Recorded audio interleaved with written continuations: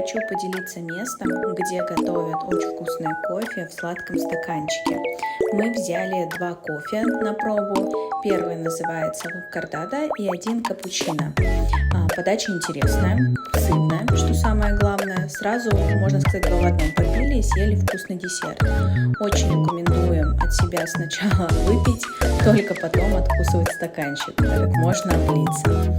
А подробнее о данной локации и других интересных местах вы можете найти в моем телеграм-канале.